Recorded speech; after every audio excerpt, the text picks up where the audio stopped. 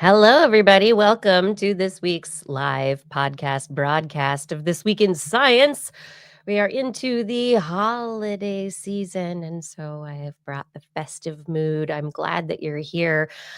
I'm all on my own tonight. There's a lot going on in the land of Blair and of Justin. Wait, do I have a text that I haven't responded to? Most likely. Oh, look here. We have a text. Justin is very busy. That's what he says. Hello, everyone. Thanks for joining us. I hope you had a wonderful Thanksgiving week for those of you who are in the U.S. For those of you who are elsewhere, I hope you had a great week. No matter what week it was, I hope it was great. And it's time for the show, right? So this is when I say this is when we have the podcast broadcast that if I do something wrong, hopefully it will get edited out by our wonderful editor, human editor, Rachel, and that you will hear just the best version of this show when you listen to it as a podcast. But otherwise, you're here with me. This is it, everybody. What you see is what you get. Yeah. Yes, this week in solo.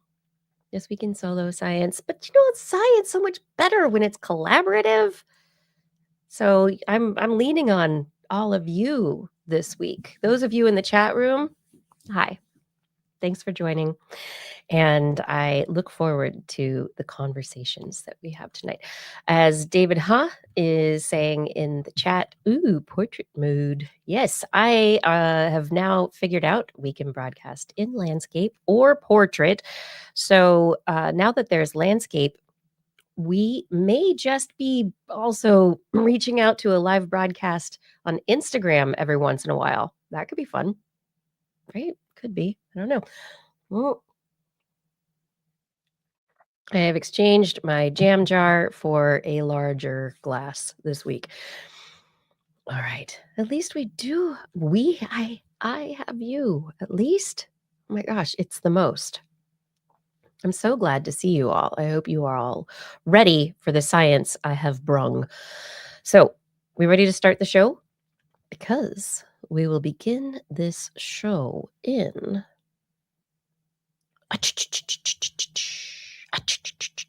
Look, I soloed myself from a situation in which I was already solo. I don't have to do multiple camera angles at least this week. That's going to make that a little bit easier. Maybe. Maybe, oh, maybe, oh, maybe. All right. Yes.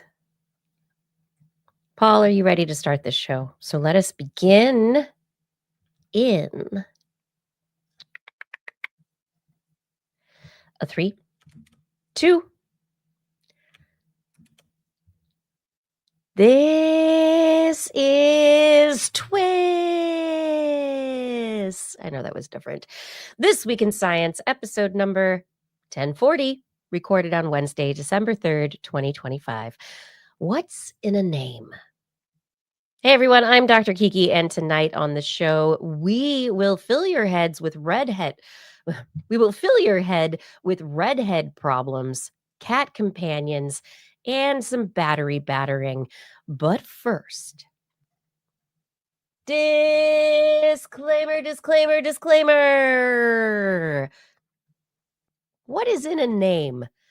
That which we call a rose by any other name would smell as sweet, right? Right? If we rename a national laboratory to something less functionary, does that change its function? Or does it just make it easier for that function to be altered? Thoughts like this and more on This Week in Science coming up next.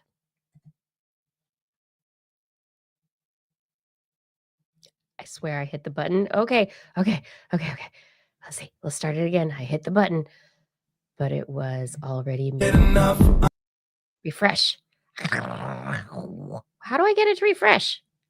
Well, that's the thing. Nope. I've got the kind of mind that can't get enough. I wanna learn everything. I wanna fill it all up with new discoveries that happen every day of the week. There's only one place to go to find the knowledge I seek. I wanna know what's happening. What's happening? What's happening this week in science? What's happening? What's happening? What's happening this week in science?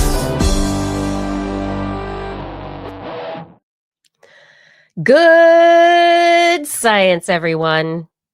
It's just me, Dr. Kiki, and I'm here with you. Thank you so much for joining us for another episode of This Week in Science. We come here every week, Wednesdays, 8 p.m. Pacific time-ish, to discuss the science news of the week. And this week I'm on my own. There's been a little dust up in the Pagano house, and Justin's still working somewhere else. And so I'm just here with you, me and you. It's just us this week. Kind of good we get some private time, right? It's about time. Anyway, I brought some great stories that I hope that you will enjoy. Mentioned at the top, redhead problems. There are some issues that are related to being a redhead that are kind of interesting. Also, cat companions, where they started in Africa, right? What about China? China had some stuff going on. What's happening with those cat companions? Also, think I honestly found my favorite scientific paper of the year this week, um, and that is the battery battering. But in between that, we've also got a how-to on visualizing science. Like, honestly, this is a great paper for people who need to visualize science, the scientists who need to make figures related to their biomedical or biochemical or what all of their science. This is a great story for you, and I hope to give you this reference if you haven't found it already. Also, plants, heat, how they work, how they don't. Oh, this is kind of an exciting one also. And we're going to start at the top with some national issues. But first, I do want to say happy Thanksgiving. Thank you. I hope you had a wonderful week. I hope everybody is doing well in this downhill slide toward the shortest day of the year. We're getting there, right? It's getting a little colder in the northern hemisphere. The earth is tilting a little bit more. We've got, that slant that leads to shorter daylight hours, but also more Christmas lights, which is kind of fun. And I kind of like it. So, um, I found a really great Instagram this week of this couple Arduino hacking their LED light strands to get rid of the flicker, because the issue is, unless you're buying, and this is what they say in these videos, which is the important thing, unless you're buying lights that have a capacitor in them to get rid of the flickering, it's not a difficult thing, but there are sensors and there's like a different flow thing. You can't have a simple circuit built as with incandescent lights. And so you get that weird flicker. If you want to get rid of it, you actually can if you add your own extra circuit to take care of making the circuit believe that has constant flow, even though it is ACing up and down and up and down. Anyway, great video. I will try and share it with you all on my social media on Blue Sky or Instagram. I love these places these days. These are my favorite places to be. Also, what is going on? I don't know. Family's getting over a cold. Things are good. I'm on my own. And science happened. That's right. It is happening. People are asking questions, solving problems. doing all sorts of amazing things. And so I have a few stories. It's not the bulk of the news that came out over the last week. There's so much out there, and I wish I could bring you stories all day, every day, but that's not where we are. And so this is just a smattering. That is uh, an amuse bouche, yes, of science. If you're interested in the show, you can find us all places podcasts are found as a podcast. You can also find us on YouTube, Facebook, and Twitch. If you would like to see us in the video form, our live stream is there in perpetuity. After it's done, it's recorded. You can watch it whenever. I also am recently, I've been playing with little clips and other segments to see how those work out, and we'll see how that does.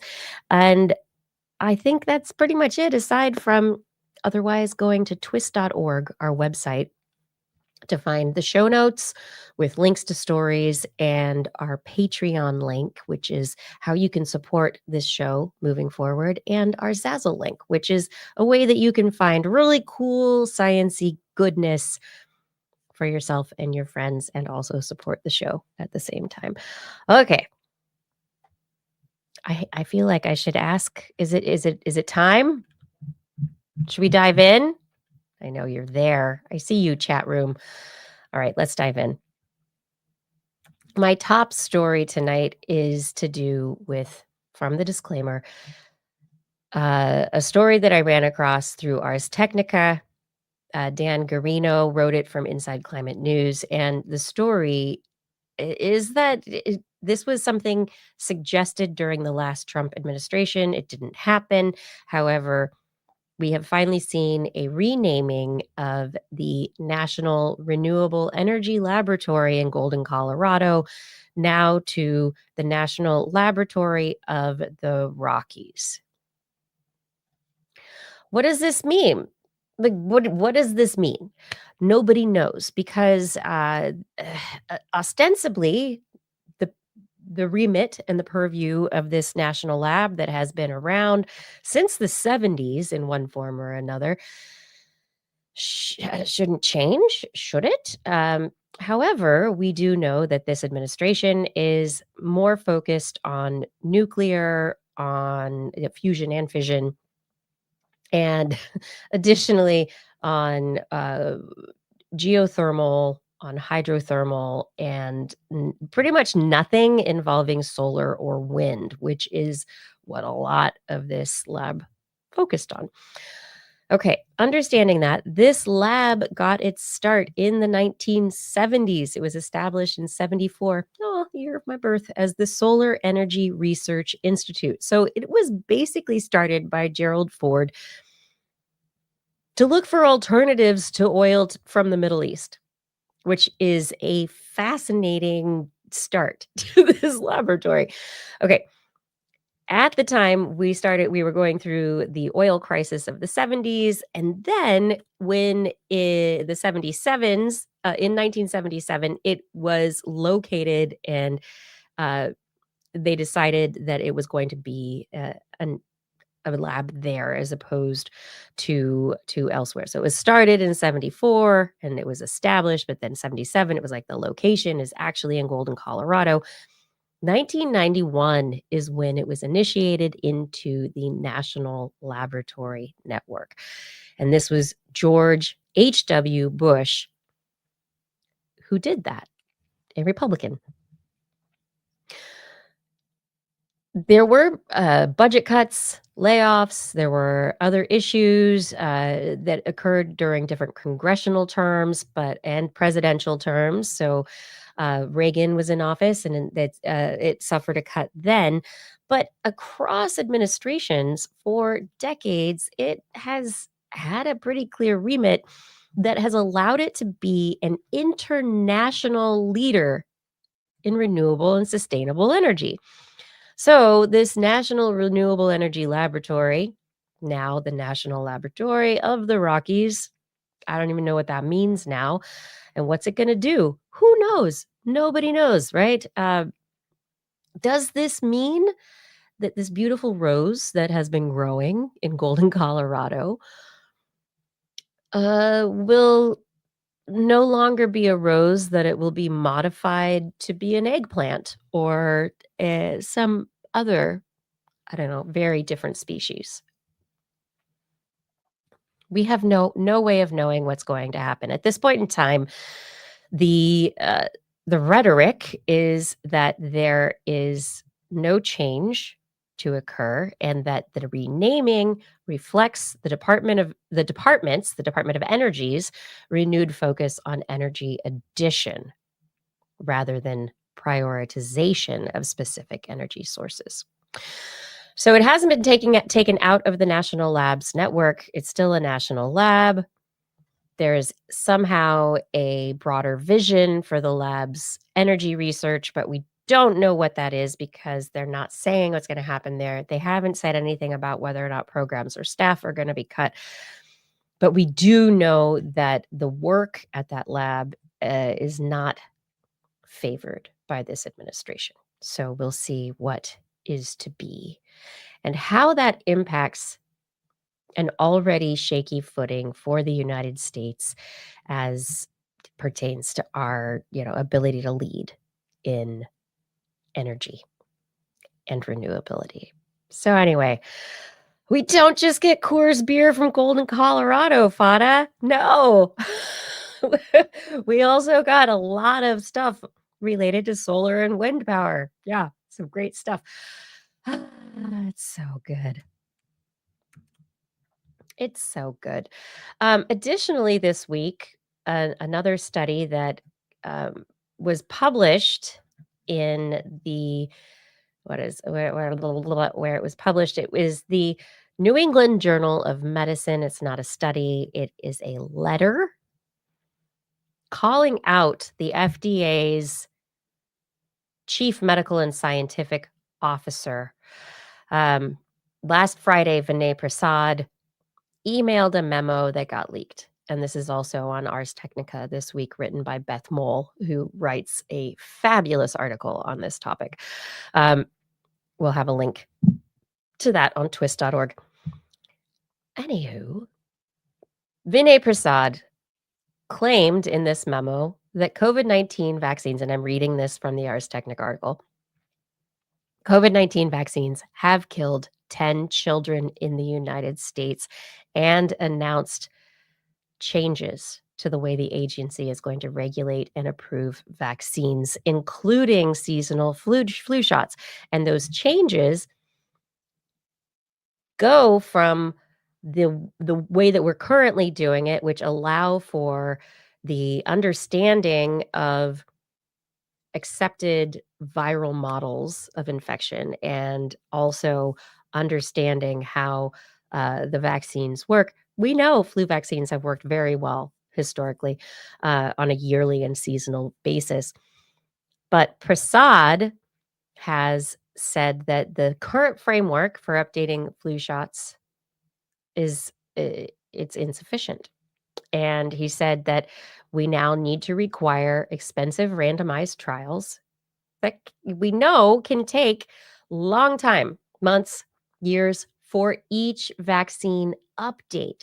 And so what that would mean for something like COVID or the flu, which is seasonal and not like the MMR or other infectious agents that you get one vaccine and it lasts you for 10 years. In this case, we rely on these vaccines that have yearly annual changes that need so that our vaccine formulas need to be adjusted to keep up with the adaptations and mutations of the viruses themselves. What this means is that vaccine trials will become even more expensive, and vaccines which are not which basically are loss leaders, they don't make money for pharmaceutical companies. These vaccines are going to be more expensive to produce. They're going to take longer to produce, so we won't be able to get them in time. Historically, if we think about the flu vaccine as an example, we can use evidence of the predominant strains in the southern hemisphere to create the vaccines for our northern hemisphere winter. So that the spring flu, which is the fall in the southern hemisphere, can inform our vaccines for the fall. We have 6 months based on that evidence to be able to create the vaccines that we need, and then vice versa. What happens here can inform what will happen in the Southern Hemisphere, and so they have a chance based on what happens. The testing is so important, right? So that's CDC and all of our state and local public health officials being able to test for what strains are predominant. That's been broken. And now what is happening is this memo, it has not been put in place yet. Nothing has actually happened. This is just a memo that was leaked. And what it means is that if it occurs, then the vaccines are not going to be ready in time for our flu seasons. And this is going to be true for COVID. It'll be true for RSV. It'll be true for any rapidly mutating virus that we are trying to protect ourselves from. In this letter as well, Prasad also states that any any uh, employees of the FDA who disagree with the plans can, quote, submit your resignation letters. Airing concerns or criticisms is seen as unethical and illegal. This is according to the article on Ars Technica. So this letter was leaked, this memo, and a letter of rebuttal was published in the New England Journal of Medicine by 12 previous FDA commissioners. So FDA commissioners who collectively they were in charge of the FDA for over 3 decades. They came together and they said, "What?" And so they published their rebuttal to this memo rebuking Prasad for his uninformed memo and the danger that these changes would cause. The commissioners called the memo troubling, the planned policy changes not coherent.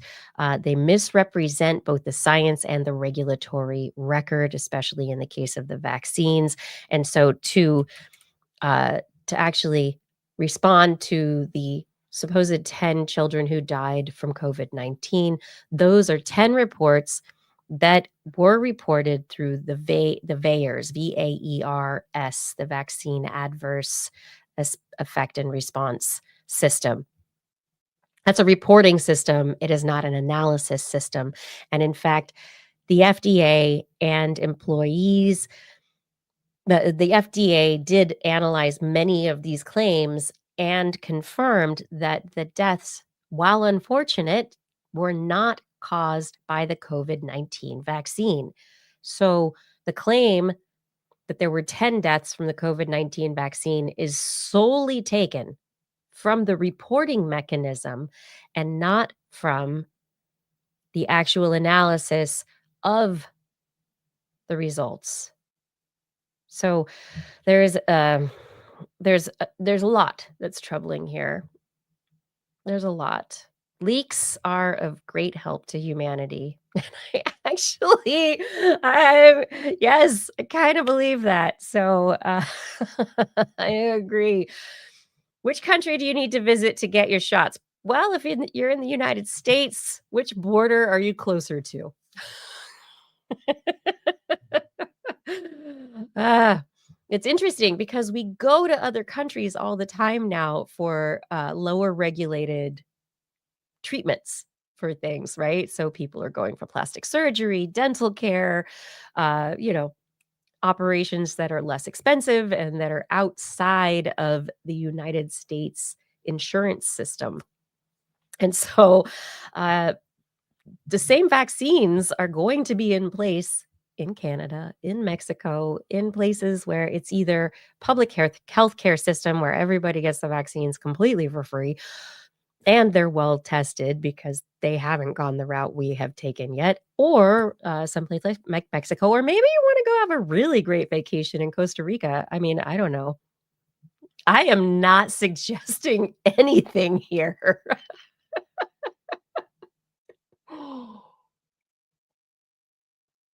Oh my goodness. We'll see. I honestly wonder.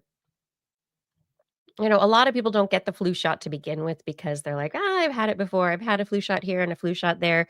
Here a shot, there a shot, here a shot." Um, and it just, I've never gotten the flu or whatever, but when you get it, ugh, and if you haven't gotten it, is it because you got the flu shot or you didn't get the flu shot, right? And of course, the vaccine efficiency works at different levels every year because of the prediction mechanisms and how well they work out for us. So generally, it is better for everyone, yourself included, if you can get yourself vaccinated for these seasonal events, unless, of course, you have autoimmune or other disorders that make it an issue for you to get the vaccines. Yeah. I don't know. I wonder where this is going to take us, right? Where are we going to go? What will it all mean? But now, these are societal problems. I just want to talk about redhead problems for a second. And this may be bringing us back to a story from, some time ago, but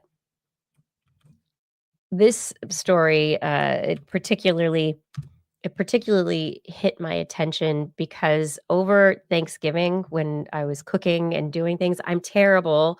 And I always find a way to get my arms, and I did both arms this year. I, s- I burn myself. I always burn myself. And the burns last for a little while. They always heal, which is great. And I feel lucky that I am not stuck in a chronic wound situation. Well, some researchers were looking at chronic wounds, and they have published their work in their perspective in the public proceedings of the National Academy of Sciences this last November 11th.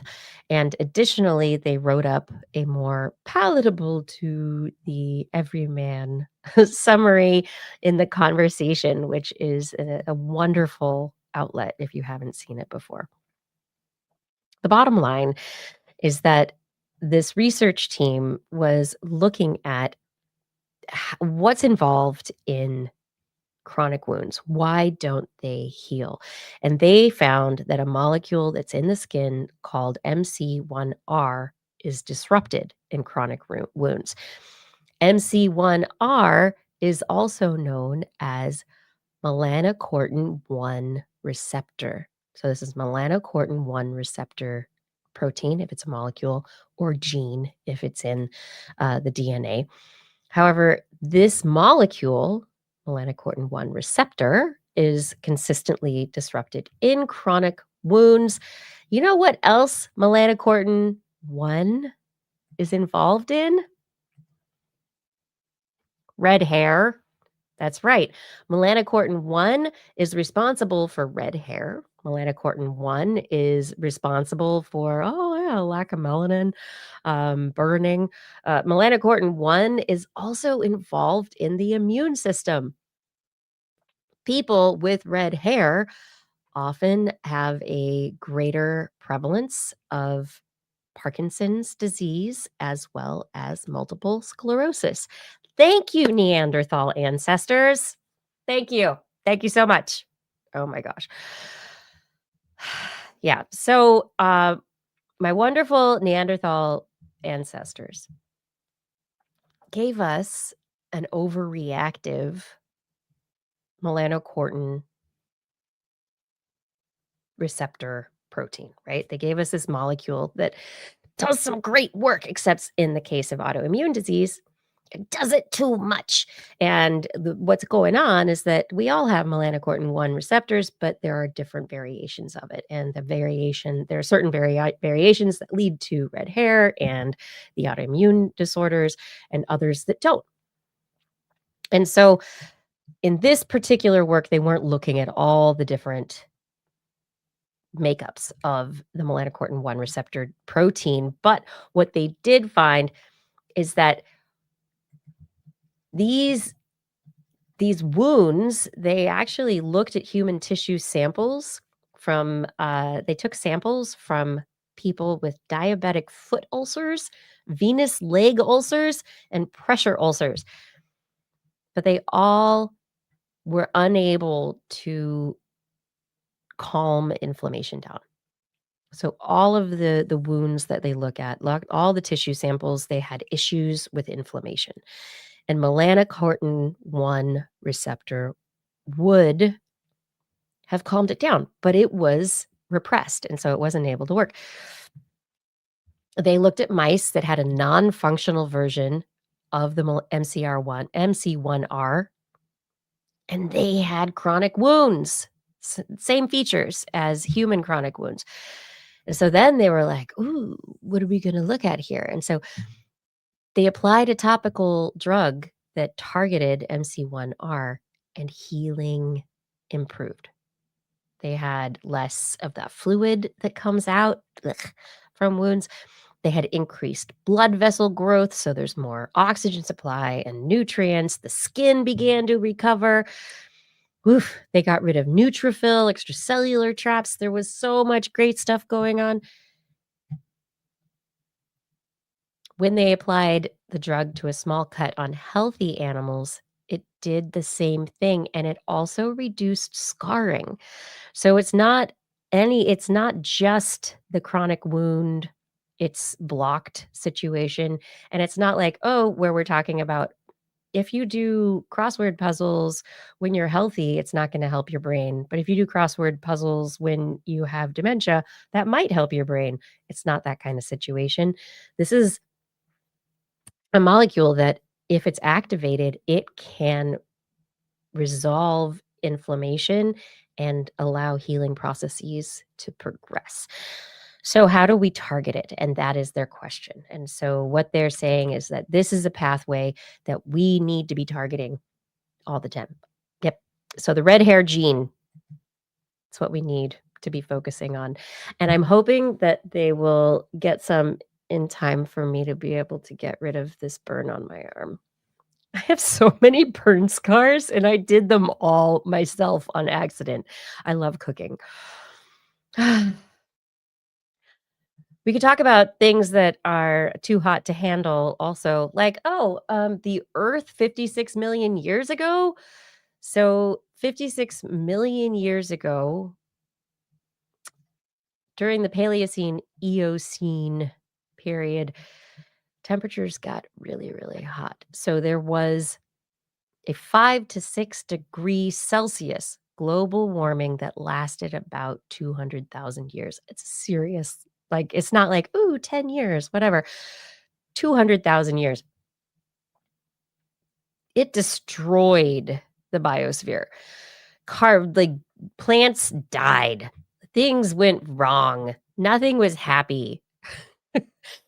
So the question is, what does that mean for us today, right? Because people are like, don't worry about carbon dioxide. Plants like carbon dioxide. It's great. We'll survive with human ingenuity and everything being happy.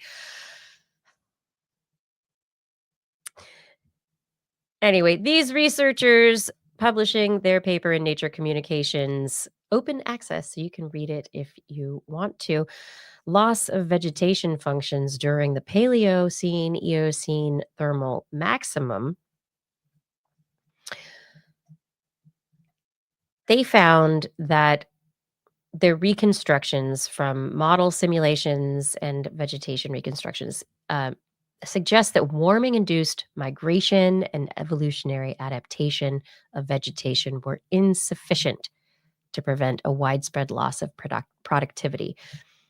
We conclude that global warming of the magnitude as during the Paleocene Eocene thermal maximum could exceed the response capacity of vegetation systems and cause a long-lasting decline in the efficiency of vegetation mediated climate regulation mechanisms. And so what does that mean?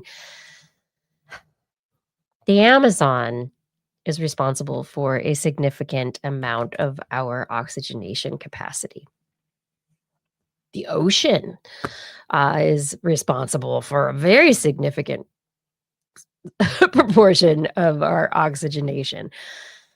As the temperature goes up, and this is okay, let's forget about the carbon dioxide aspect of how that changes pH in the ocean. Let's just talk about the temperature increase. What they said was this, 5 to 7 uh, degrees Celsius temperature shift during that time period. It was fast enough, similar to what's going on now, and it lasted long enough. We don't know what's going to happen. We don't know how long it'll last. We don't know what we've kicked off. It lasted a significantly long period of time and was fast enough that the plants couldn't move to places where they may have reordered ecosystems, because there's a lot of competition that happens in ecosystems to get to the point where, ooh, a new baby sapling can come in and take over, and ooh, and then there's the plants. Ooh, don't forget the insects. What about the birds? Animals that want to eat you. There's a lot that goes on in there. So that was an issue. Plants didn't move. They didn't go, they couldn't find new places, new habitats within the global biosphere fast enough. So large swaths of vegetation were lost. That's not to say all of it was lost. Of course it wasn't. But the amount that would have enabled massive amounts of megafauna to survive also didn't last. So what we're potentially we have to consider the fact that we're at 8 billion people on the planet and rising, and everybody's like, "Yeah, great. Okay, no problem." And we're not talking about we know water's an issue, we know energy's an issue, and all we have is, a narcissist who wants to go to Mars giving us dreams for the future. Humanity's gonna live in AI reconstructions in computer boxes? I don't think so. I don't buy it. And what about people here now? What about the people who live here now who are real and who are not simulations in a computer box? So I think we need to have and not allow fossil fuel companies like COP, was it 23, 31? I don't know, COP 30. I don't even know how many times they've gotten together now. These conversations that are global in scale, that are essential for understanding where our food is gonna come from. This y d I don't know if you're reading stuff that's out there. There are stories like, we have failures, crop failures. The United States is unable to meet the food needs of all the people in the United States without importing, because we grow so much corn and other staple foods for crops and energy.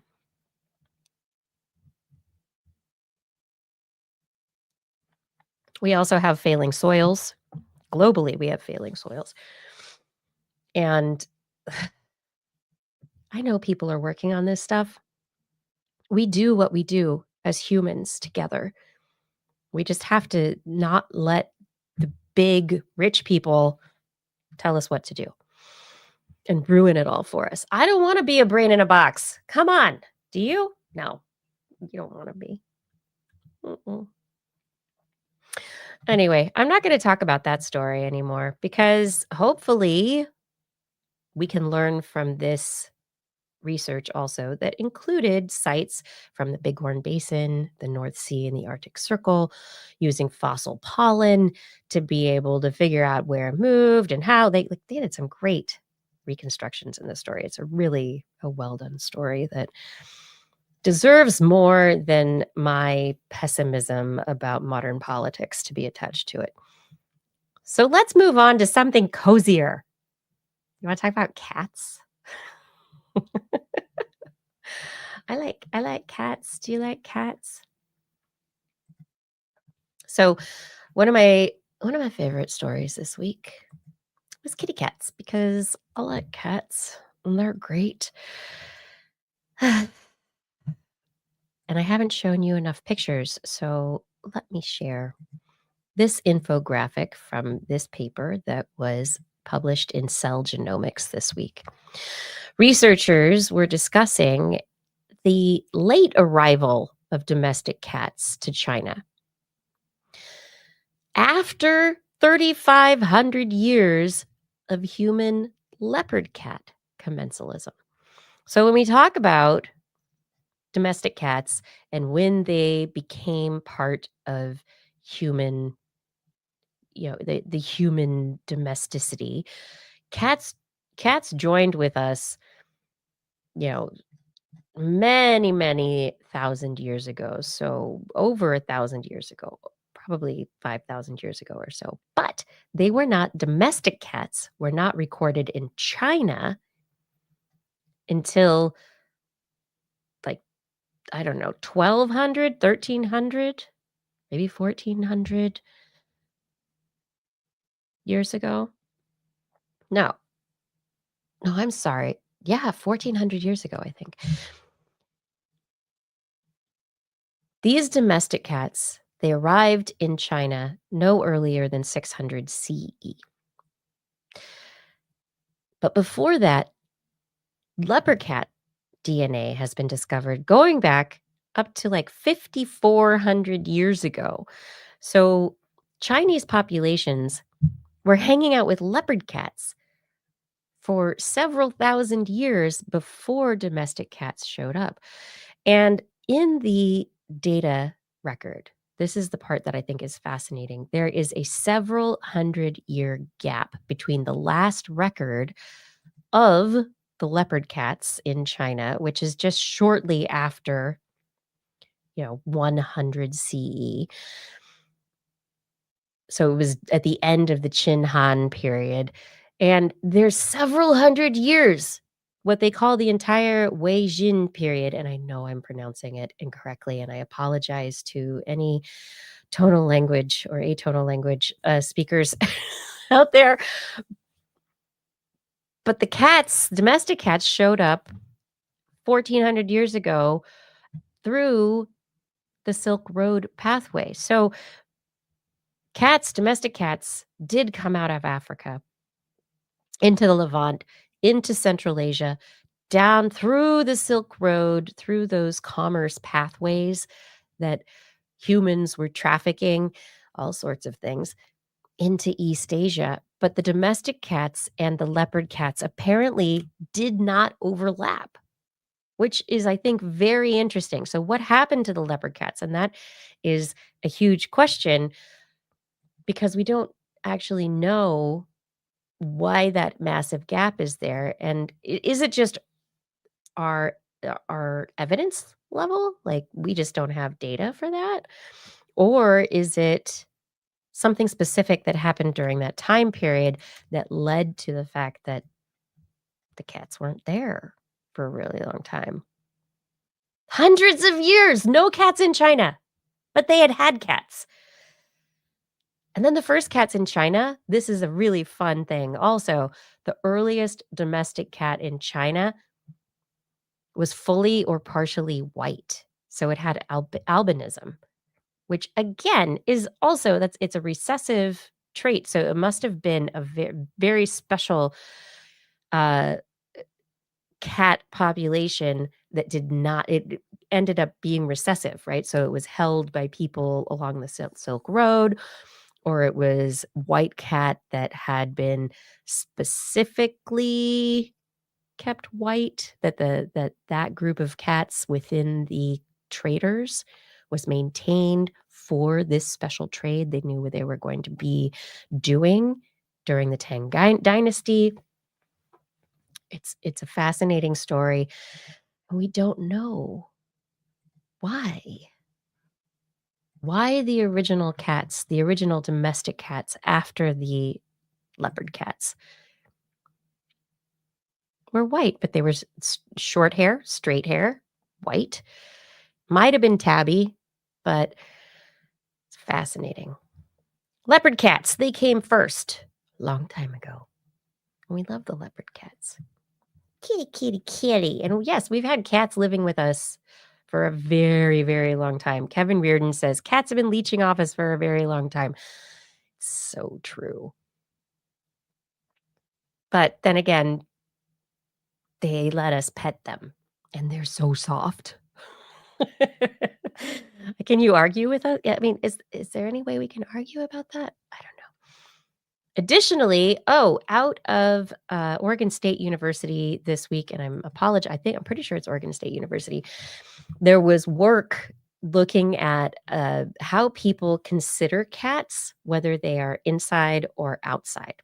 And they took pictures of cats, and they took away the background, and they showed people the same cats in an inside environment and the same cats in an outside environment, and then asked people express to rate how they thought the cats felt.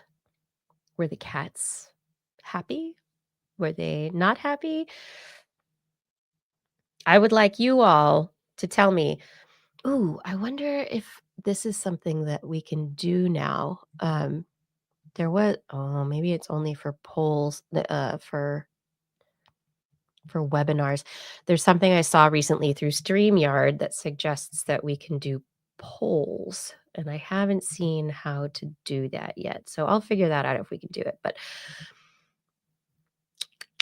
yeah, nope, I cannot do a poll. I could do a QR code. I'm not ready for that one.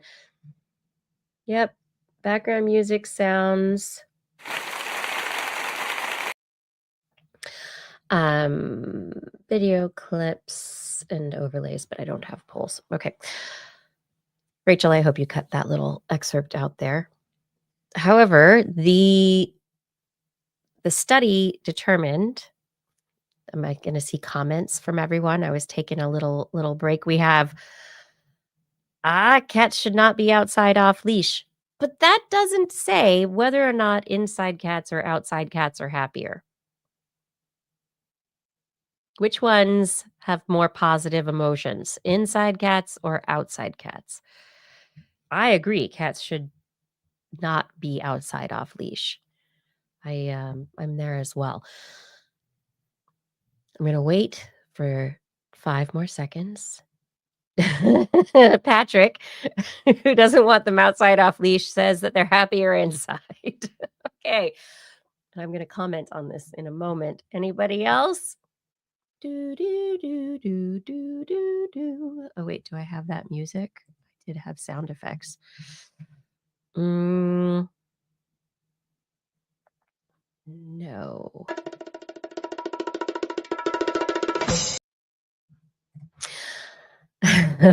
Paul Disney says, inside? Kevin is still looking for the poll because I couldn't find the poll. Nobody can find the poll. I think inside. All right. So Patrick is saying inside animals have less to fear, so are less stressed. Now, I find this very interesting because I would have the same thought. And so David Nevin here is saying some cats relish being outside. I think it's important to think about these different viewpoints. Does a cat relish being outside because it's just been allowed to be outside whenever it wants to be there? Does a cat love being inside because that's where it's safe and it's just easy to be there and that's where food is? No matter whether somebody thought cats should be allowed to go outside or should be kept inside, the majority of respondents to this survey by the researchers determined that most everybody thought the cat seemed happier inside.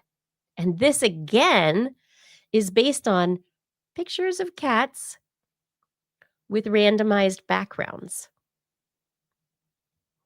So the psychology of this, I think, is very interesting. I think it may be displacement of people onto cats because people feel safer inside.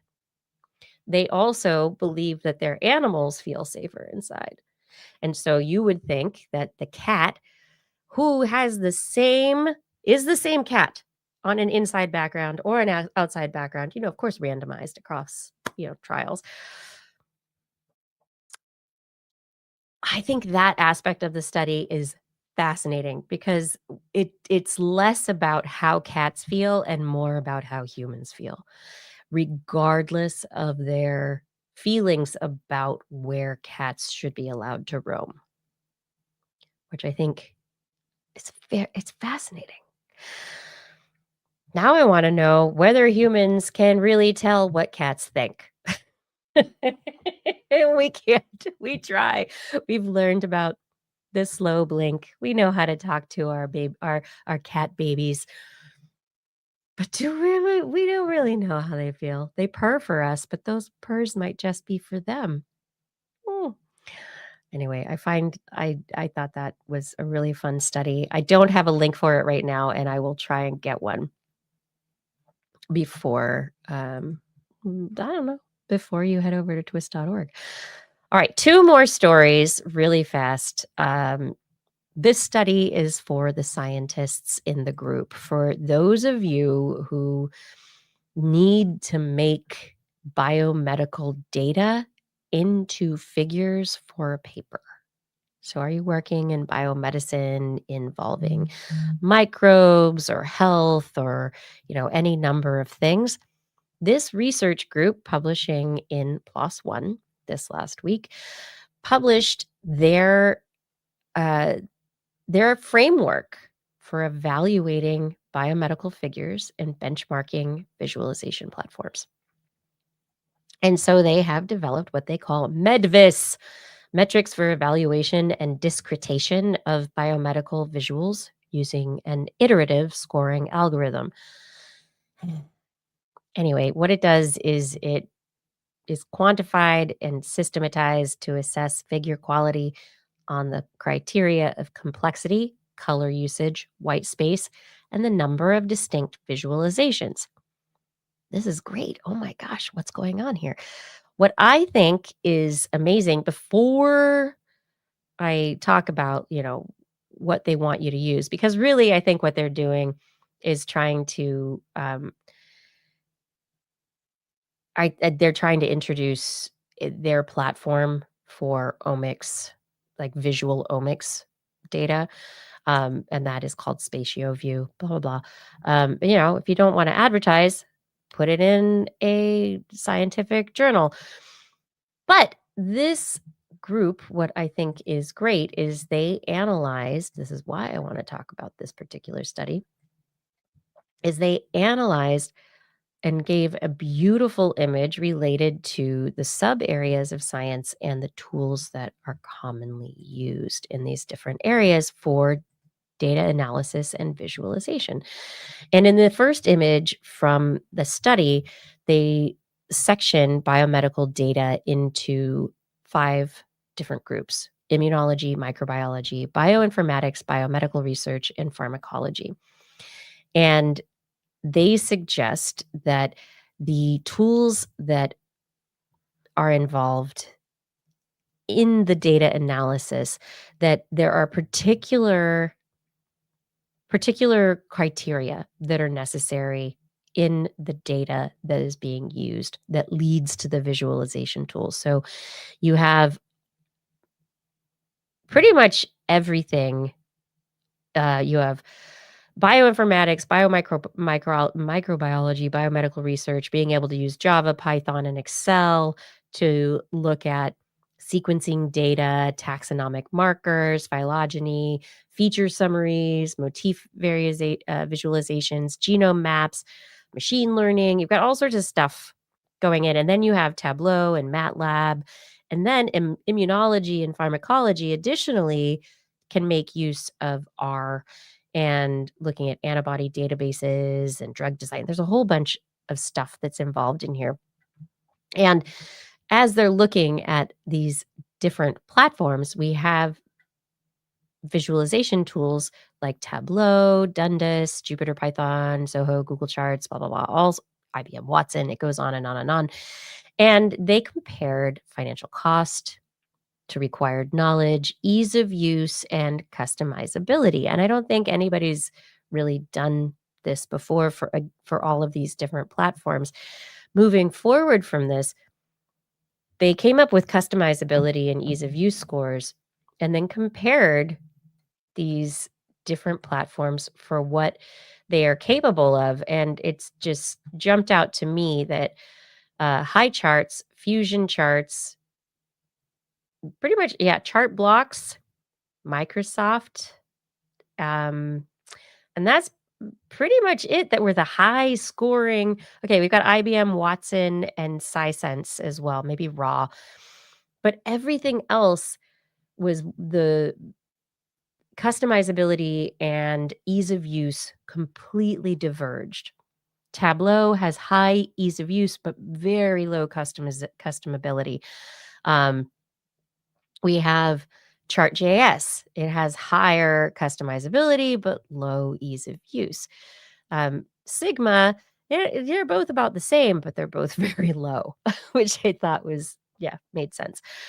So I think in these kinds of this kind of analysis is really neat because what it's done is taken a deep look at the process of making science easier to digest and trying to figure out exactly how to create a system that makes that make more sense. And so that is where their platform comes from and what they're creating. And so within what they've created, which is fantastic, using white space, color, like all these good aspects of design, they're starting to create a real sense of, you know, a system that can be actually quantified and scored and presented to people so that you can see what is good, what is bad, what worked, what didn't, and why. And I think this is going to be something that's very helpful for the communication of science within scientific literature and beyond. Anyway, I think it's kind of awesome. If you use one of these platforms, I'd love to know what you think about this study and, how you feel about this. Anyway, here's my last story for the night. You ready? No jazz cats. It's not jazz cats. It's battery battering. That's right. I'm going to batter you with batteries this evening. And honestly, I went into looking at this paper thinking, okay, it's another paper about an a tiny incremental improvement on batteries that was never gonna be seen in the real world. I went into it and I was like, "Okay, another battery story. Alright, or whatever. They're using milk this time. Whatever." Because, you know, this particular study, catch is that they're using off the shelf ingredients to improve zinc oxide, zinc alkaline aqueous battery performance. Well, it is such a smackdown on all of the public people publishing battery research and not doing it well. The wording they use in this study is just straight up, it pulls no punches, and I have never seen a paper like this before. It is a commentary, so that is a little bit less formal than other papers. A commentary in Jewel this last week. The abstract is also weird because it basically is the bios for three of the professors, which is a little odd. I guess they needed to put their creds up front before they started smacking people down. The first sentence: we will refrain from the customary preamble about renewable energy and the promise of advanced materials for aqueous batteries. And it goes on, and they say one could envision researchers searching for unclaimed materials, perhaps an unusual fruit peel. They did not reference that, but I honestly think that it is a reference to something else as the basis for the next quote unquote game changing additive with a familiar workflow. Apply a published protocol, assign a complex formula style designation to the product, and voila, another publication worthy material is born. Minor variations of common recipes can thus yield numerous nominally new materials under similar design principles. And a recent editorial that they do reference, they say describes this aspect of varying common recipes and adding nominally new materials as sandwiching. And that's something that they're calling it, this new term, sandwiching, where the sandwiching is that there's a buttress within the predominant material of the electrolyte, of the zinc oxide material. So anyway, the big thing they call out is a recent paper, which was a tongue-in-cheek demonstration using bird poop, which I think we talked about on TWIS, as a performance enhancer for batteries. So in the research, they showed that when they added bird droppings to carbon materials, then there was improved electrocatalytic activity. Woohoo! So maybe you need, Anyway, they say there's little justification for complex multi-step doping when even bird droppings work just as well. So why does it need to be complex? Why? And so they're trying to create an ad absurdum or a uh, I guess an analytical argument here where we put the aqueous battery zinc alkaline system with the obvious electrode zinc oxide as the major component, and they don't vary that. But then add additives: milk powder, cocoa, cumin, instant coffee, cat food, and chili. They also added current collectors, including animal bone, kelp seaweed, and beef. And then for electrolytes, they didn't add electrolytes. I was like, what? Did you not see Idiocracy? They tried adding tea, milk, and coffee. Almost everything made it work a little better, which is the point of this entire situation, which is their question: if everything makes it work better, does anything work at all? And I think this is it's just a fabulous demonstration of it's not a fluke, or these little tiny additives that never work at scale, that never get past small scale laboratory instances or publication instances. That these things are great for publications, and they actually call this out in the discussion of their paper, basically saying, we're not calling out those of you who are being very upfront with what you understand to be happening. But those of you who are not talking about this, who are leaving it unsaid, you're the bad guys who are adding noise to our field, and you are getting in the way of improvements in battery technology.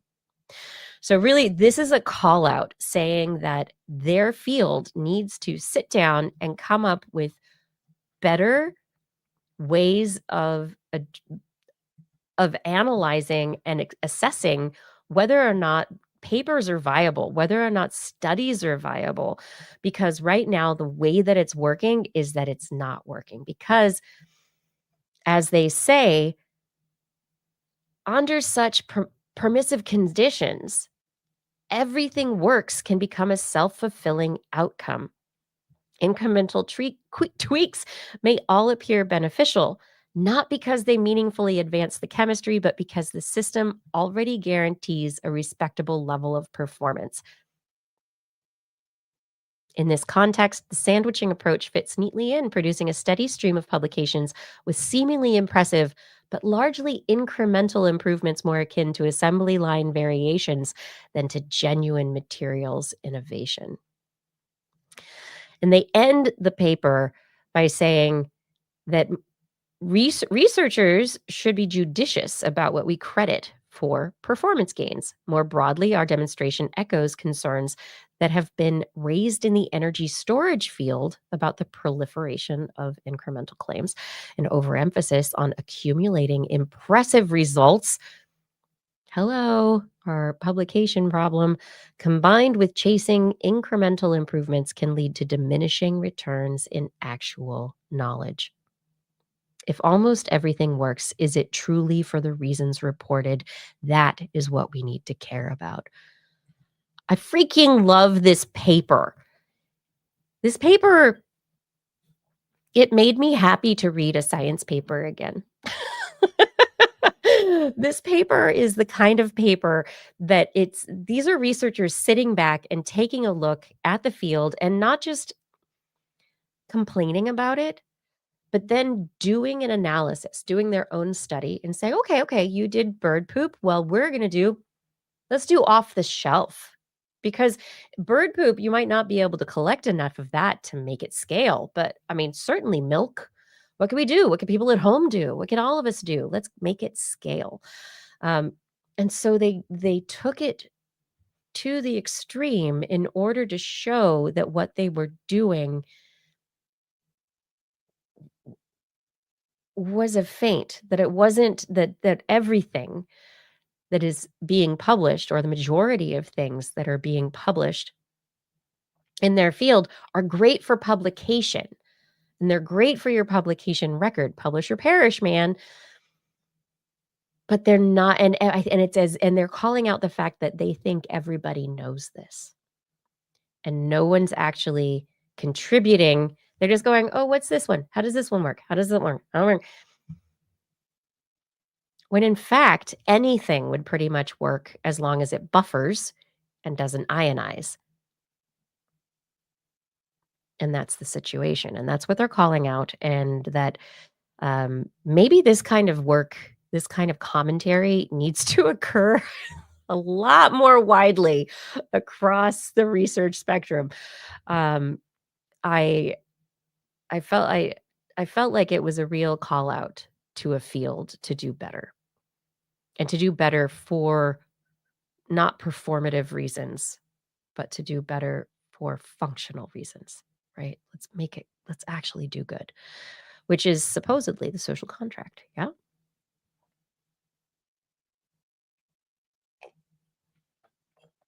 I will share all these links at our website. Yeah, you're going to need a link. I love this paper. Like I honestly here. This is the full link. You're asking for it right now. And as I think, oh man, that is a whole long.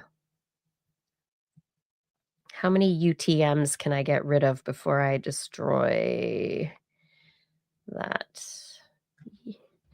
Do you want the press package? This is the whole press package email, everybody. Enjoy that. Yeah, that's the email link. You can take out your UTMs, or the after the question mark, if you don't want to have your link tracked as to how you came across it. But I think, honestly, I think this is a fabulous this is a fabulous way to move forward in science. It's the sassy aspect of science, and we need more sass in science, don't we? Yeah, I think we do. Oh my goodness. Does anybody have any do you have any questions or any thoughts before we head into the end of the show? Because I've finished my stories and it is time to go. Ah, ah, ah, ah. Here, I'm moving into some other places to find some things. Do, do, do, do, do, do, do, do, do, do, do, do, do. You need something. You want something else? I thought I talked about enough today. What else do you need? Do you want to ask me questions? I'm happy to answer questions. I am. Nobody wants to ask questions. That's all right. I know it's a rough time and a rough season for everyone, so I hope that you are all doing well. Oh, that's an after show kind of question, but let's see. Gift ideas for a young 10-year-old STEAM girl. Well, what is I have ideas and I'm blanking on them right now. Mm,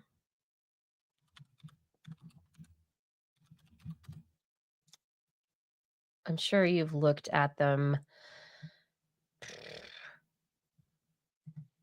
What was that? There was a whole thing for building things. I mean, it depends on if they are a maker or not a maker, but um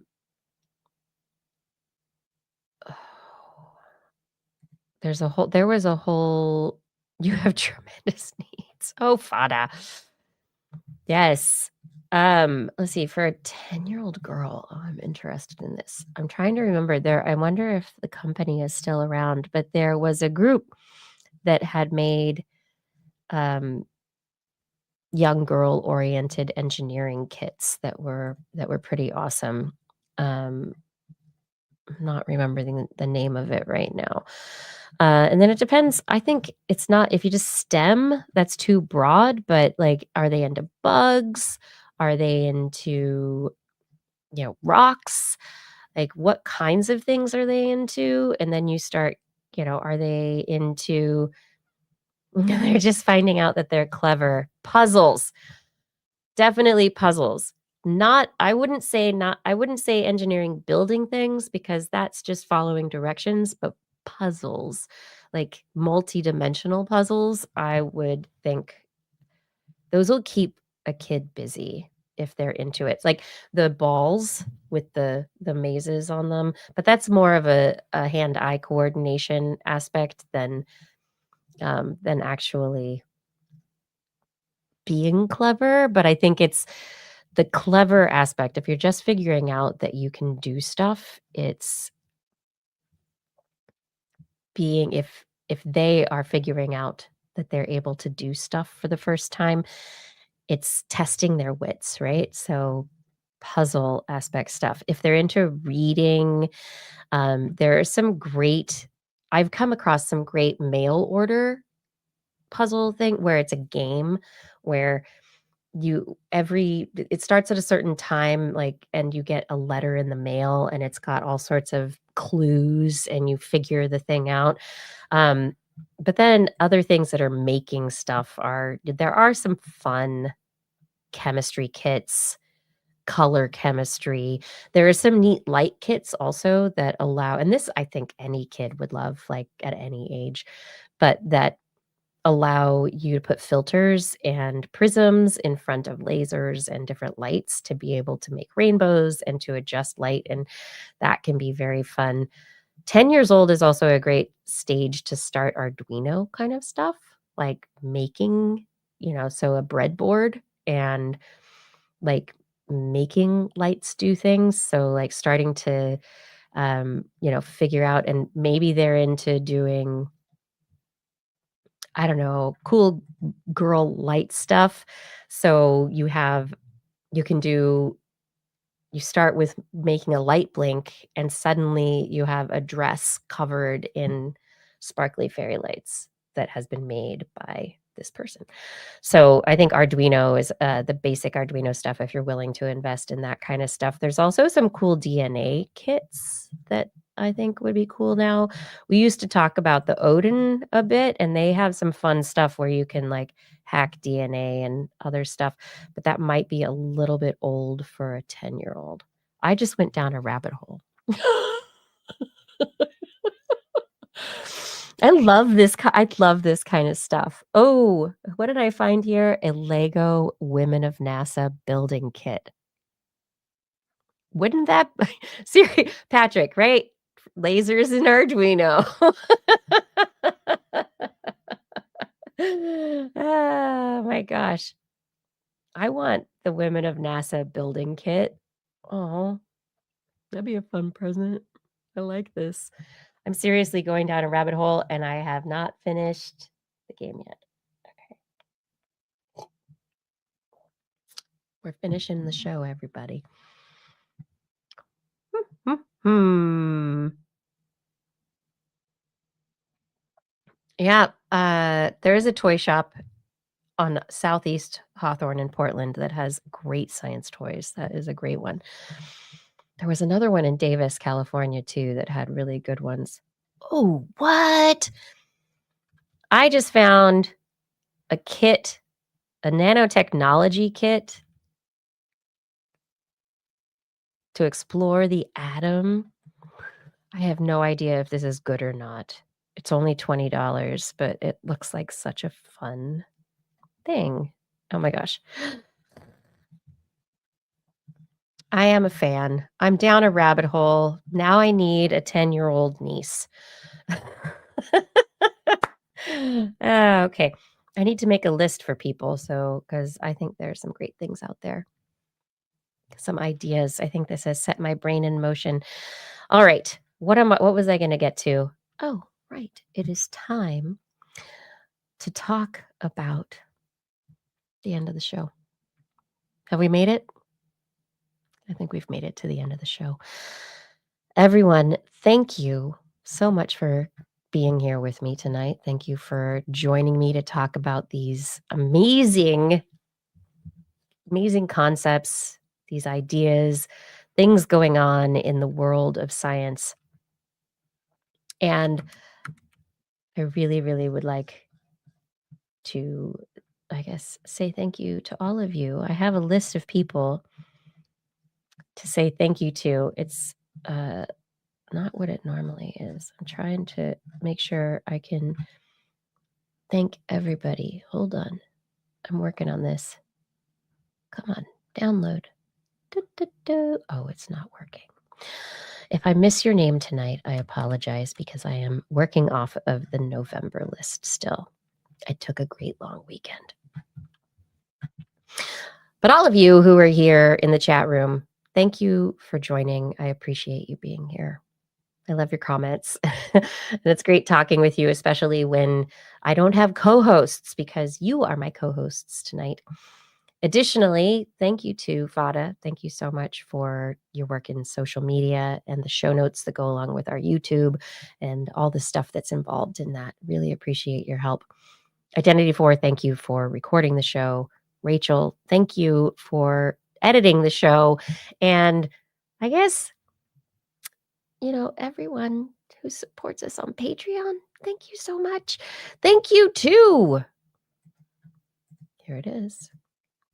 Oh, there it is. Aaron Anathema, Adam Mishkan, Alan Viola, Ali Coffin, Andrew Swanson, Artem, Arthur Kepler, Bob Calder, Bob Coles, Brendan Minish, Brian Carrington, Chris Wozniak, Christopher Dreyer, Christopher Rappin, Craig Landon, Craig Potts, Dana Lewis, Daryl Myshak, Dave Wilkinson, David E. Youngblood, Don Mudis, Donald Styles, a.k.a. Don Stylo, E.O. Eden Mundell, Eric Knapp, Flying Out, Fredis 104, G. Burton Lattimore, George Chorus, Greg Briggs, Jason Olds, John Atwood, John McKee, John Ratnaswamy, Johnny Gridley, Ken Hayes, Kent Northcote, Kevin Parachan, Kevin Reardon, Kurt Larson, Lon Makes, Lauren Gifford, Mary Gertz, Marjorie, Mark Hessenblow, Noodles, Patrick Pecoraro, Paul D. Disney, Paul Ronovich, Philip Shane, Pierre Velazar, P.I.G., Richard Bad, Robert Norland, Robert Farley, Rodney Lewis, Rudy Garcia, Remy Day, Sean Clarence Lamb, Shu Brew, Stephen Albaran, Steve Leisman, a.k.a. Zima, Sue Doster, Teresa Smith, Tony Steele, and Vegard Shefstad.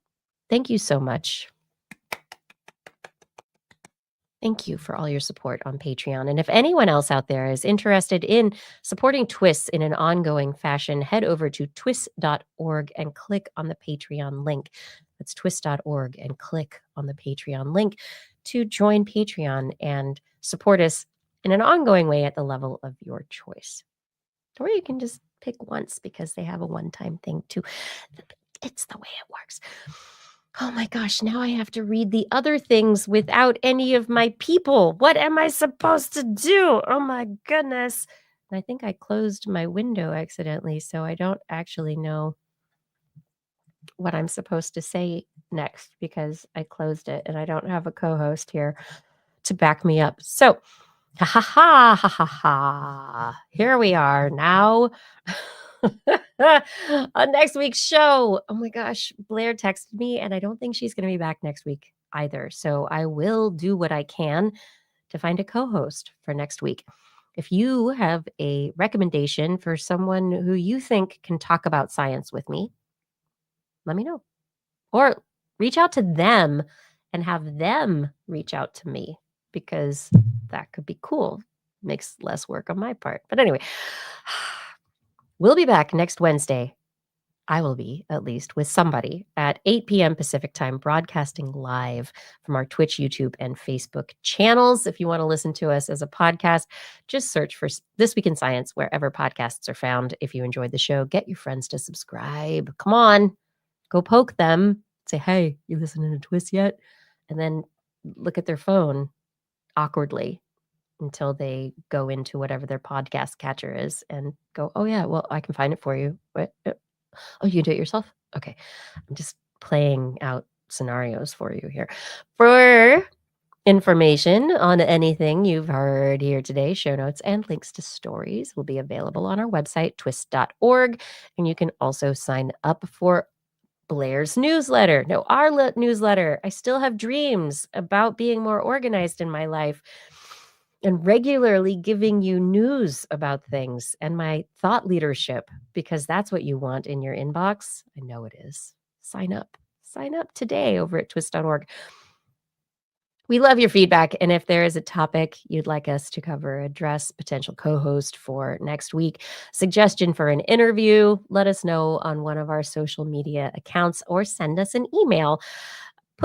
If you do, though, yeah, you should put TWIS in the subject line so your email does not get spam filtered into, what did I talk about? Oh, a leopard cat.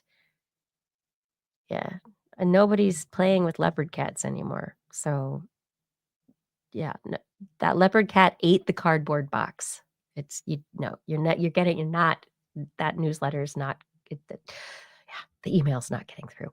We look forward to discussing science with you again next week. If you learned anything from the show, remember, I'm going to do it right this time, I hope. It's all in your head. It's all in your head. It's all in your head. This week in science. This week in science. This week in science. This week in science, it's the end of the world. So I'm setting up shop, got my banner unfurled. It says the scientist is in, I'm gonna sell my advice. Show them how to stop the robots with a simple device. I'll reverse global warming with a wave of my hand. And all it'll cost you is a couple of grand. 'Cause this week's science is coming your way. So everybody listen to what I say. I use the scientific method for all that it's worth. And I'll broadcast my opinion all over the earth. 'Cause it's This Week in Science. This Week in Science. This Week in Science. Science. Science. This Week in Science. This Week in Science. This Week in Science. Science. Science. Science. I've got one disclaimer. Shouldn't be news that this is the after show. Thank you, Gord. Thank you for being here. Thank you, Patrick Fada. Who else is here? Who else do I see here? I'm looking down the list. We had a whole bunch of people pop in and out. We've got a bunch of Yogi Yamaguchi Gori. I love that name. Kevin Reardon. So many people. David. Yes. Who else do we have here? I'm going to miss some names. Lon Makes. Listen to audio only. Paul Disney. Got all sorts of flying out. Are you still around? I know. Oh no, the end. But it's early. And as we get older, you're probably all thinking, This is kinda nice. It's not going all night. What? I mean, it can be fun to hang out and talk all night. You know, sometimes the world's problems are solved in the middle of the night. But I do love that you are all here. Hello, flying out. Hi, Eric Knapp. Hello, hello. It's interesting. I'm seeing different usernames for people who I know are usually have different names on the StreamYard chat side. And I'm wondering, hey, I'm yawning also. I said it was early, and now my body's like, no, it's late. Yeah, I'm wondering if did you change your names this week on purpose? Did something happen? Did I miss something? Oh, hmm. Your body is happy about the early, but your brain is not. I understand that dichotomy. Yeah, we can all hold these things inside of ourselves. It's Wednesday. Science, the big science. It's like we reached the peak of science today. Where are we gonna go? What YouTube was okay, thanks. They do that occasionally, and they're like, "Look what we did. We thought this would be better." Fada, what shows are you going to go watch right now? Every week you tell me that you've got a new episode of something that you need to go watch. What am I missing that is good? Are you enjoying Pluribus? I know it's by the people who are doing Breaking Bad, but I like it, but I don't like it.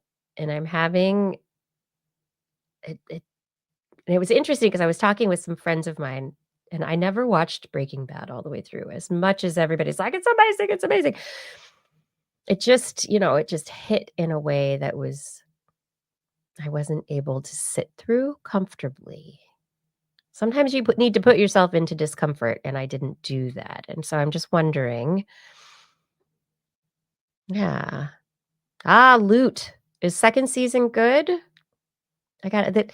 I have to get more into being uncomfortable with the stories that are being told. So, David Hunt, you like Pluribus. Yeah, I'm not that far in. I'm only like 4 episodes in.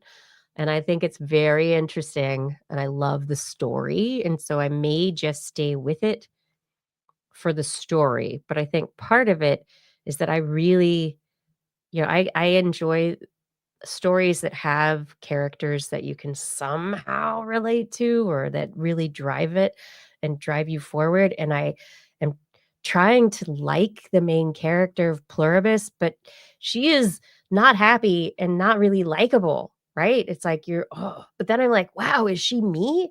No, she's not me, but she might be me a little bit.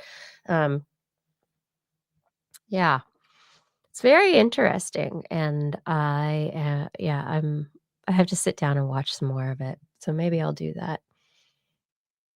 Fada, you're saying Pluribus is uncomfortable sci-fi, but it's good uncomfortable sci-fi, like Gilliam's Brazil. Brazil was yeah, that's another one where you have to sit there and go, "Okay, this is worth it." This whole experience, it's not episode by episode and little minute by the whole experience is the purpose. Yes. Um, yeah, Breaking Bad was very cringe sometimes, but that was part of it, right? And I think Pluribus does that too very well. Yeah, working through that one. Down Cemetery Road, that's right, it's Wednesday, so there should be a new episode of Down Cemetery Road out. I am enjoying that. That's another one. The first 2 episodes of Down Cemetery Road, I was like, I don't know if I like the way they're telling the story and the characters, man, I wasn't really feeling it, and then it clicked for me, and I'm really enjoying it. So, it still has, like, this very hollow I don't know, there's, like, a hollow emotion to it, like, the characters are all struggling, and so that in itself is very interesting. I think that's what both of Pluribus and Down Cemetery Road are right now, where you don't have characters who are just like, "Yeah, I'm in the middle of a story, and, this is my childhood, and this is who I am," and it's not there's, like, real angst in the characters, maybe? I don't know. Like, okay, Foundation, I really like because the characters, they're all so purpose driven, I think. And it's like they are leading the story. It's not like the story is leading them. And I think that is kind of like there's a difference there to me in how I connect with the story. Like the characters have to get me and hold me. And if they don't, and the uncomfortableness is from the characters, I don't like you. In my real life, I would never hang out with you. Why would I watch you on television? Like, you're full of so much that I can't help you, and you're just gonna keep bringing this around me? I can't. I can't. I'm sorry. I'm sorry. I would like to, we could sit and drink wine and or whiskey, bourbon, whatever, and we could have a conversation about it, but it's not, that way of being. Yeah, I love the word angst also. It's such a good word. Yeah, itchy boots. Oh, okay, that could be fun. I might try that. I like a good motorcycle. That could be better. Ugh. Oh my gosh, you had a 6.0 earthquake? Eric, do you have a house that is, like, specifically built to withstand 9.0 earthquakes? Like, does everybody or, like, are you just all floating on top of the ground with no foundation? Like, how I don't understand. I mean, I understand so earthquakes that take place in large population centers, yes, they cause lots of damage because we have buildings that are meant to hold lots of people, and we have infrastructure that is very, not strong enough for that stuff usually. So damage. The Arctic, not as many people. Is the infrastructure more hardened? Is it better? Like, what makes it better? How do you not have damage? I'm curious. Ooh, nice, Patrick. I like it. I mean, 6.0 isn't something that would necessarily cause a lot of damage, but it can in different population centers, and it's just so fascinating that it can happen. Earthquakes happen close to you all the time. I'm always worried about you. I am. Anyway, my friends, let's not have angst. Let us if not enjoy our situation, be aware of its challenges and its realities, and also where we wanna go, who we are. Yeah, do your SWOT analysis for life. Yeah, build for earthquakes. Okay, so Eric is saying, build for earthquakes, buildings built to handle them, strong building codes. Yeah, okay, I was thinking that must be the situation, and we don't have it everywhere. Mm. Ooh, I did a tight 79-minute show, or is that just including after show? Because that specifically would be less. No, I think I did tight 90. Thank you, Fada. I tried. I'm by mys I keep saying I'm by myself, but I'm with you, and so it makes it all good. Not everywhere has the regulation and the understanding that they need to protect themselves ahead of time to strengthen their infrastructure and their facilities for those threats to come. Some places just, get rid of all sorts of infrastructure and just say, hey, let's just do day by day, yo. Hmm.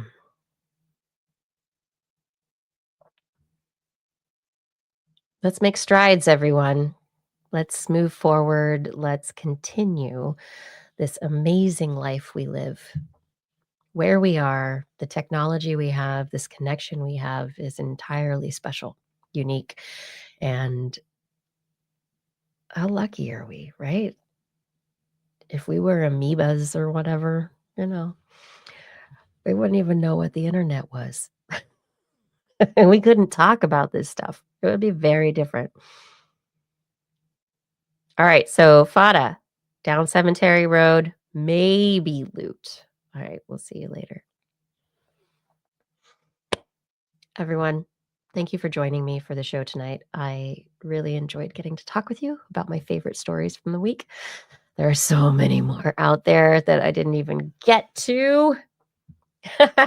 Thanks, Eric. It's true. I have a view of Mount St. Helens these days, and I go, that one, she already blew her top. We got some more around here. Hi. But it's time for me to say good night. Greetings from Houston, Texas, all the way to Anchorage, Alaska, all the way to wherever you are in the world. Thank you, Patrick. Good night, Kiki. And good night, everyone. Thank you for joining me. May you stay safe, stay thoughtful, stay curious, stay lucky. See you again next week.